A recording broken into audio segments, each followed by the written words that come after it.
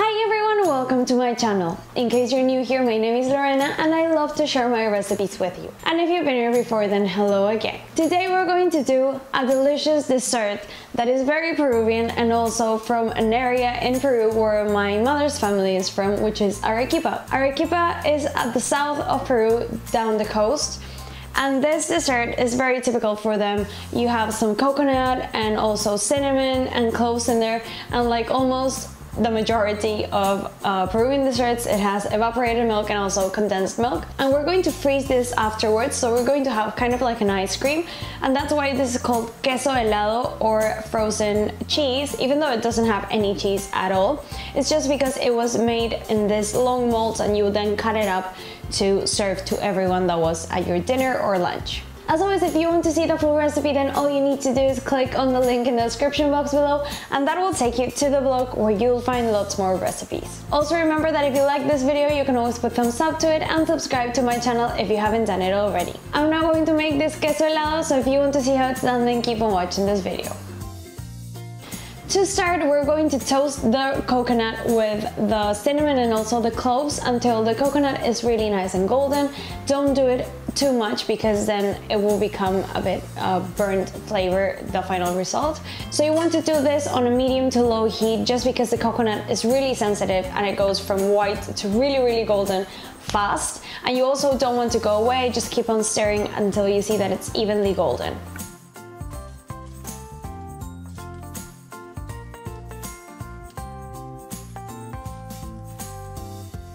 Once the coconut is golden, we're going to add the evaporated milk with the water, and we want to bring that all to a boil. Once it has come to the boil, you want to let it simmer for 10 minutes so that the milk gets all the flavor from the coconut, the cinnamon and the cloves. Once this has boiled, then we're going to add corn flour that I've dissolved in water and also the condensed milk and vanilla essence. We use corn flour because even though this dessert typically has a lot of crystals inside the ice cream, we do want to reduce them a tiny bit just so that it's easier to unmold and then eat. So the corn flour is going to help us with that.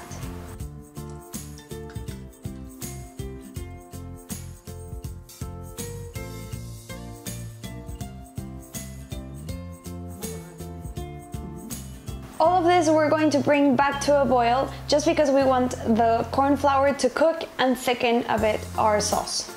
Now that this is boiled, then we're going to separate the eggs and temper the egg yolks. To temper the egg yolks, I'm going to take a ladleful of the milk and put it on top of the egg yolks and then give it a really quick whisk just so that they don't curdle.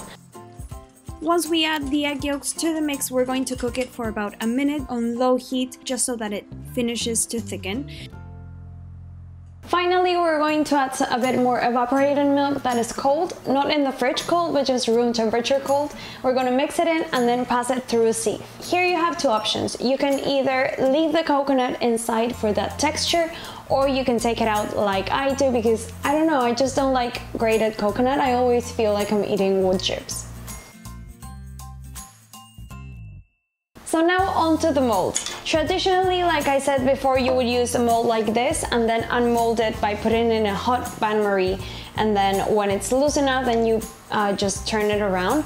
But I also want to teach you another technique that the finished result I think is a bit more refined. If you have time for this, then go ahead. I always use these silicone molds, so you can find them as a plate, but I always cut them up just because I find it so much easier to unmold afterwards. So say if you're making a cake or a gelatin or a panna cotta or something like that, it's just much easier to unmold it as a single than as a whole plate. So I'm going to fill these up, then once they're at room temperature, they're going to go into the freezer for at least 8 hours just to make sure that they're really nice and solid.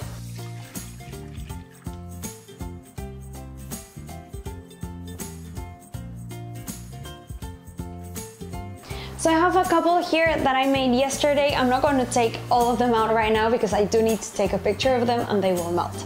So I'm just going to drop them in a bit of hot water that I have here. Don't have it boiling. The hot temperature from the sink is just fine. You want to put it in there for a few seconds until you see that it's starting to melt all around, and then you go and pop it onto your plate.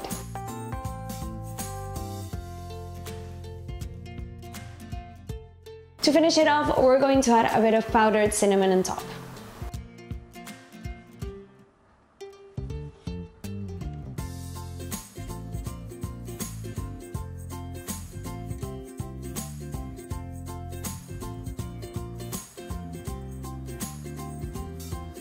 That was my queso helado recipe. I really hope you liked it. It's so delicious. You know what it reminds me of? It's like a rice pudding without the rice. It has that cinnamon flavor, tons of lovely texture from the evaporated milk and the condensed milk. I promise that you will absolutely love it.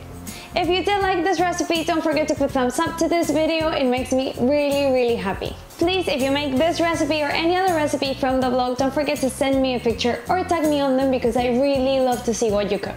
Also, if there's anything savory or sweet that you'd like me to teach you how to make, you can leave a comment below. I'm posting recipes every Thursday and Sunday, so if you don't want to miss any of them, then I recommend that you subscribe to my channel. It's free and only one click away. You can also follow me on Instagram, Pinterest, and Facebook as Cravings Journal. Thank you so much for watching this video and see you next time.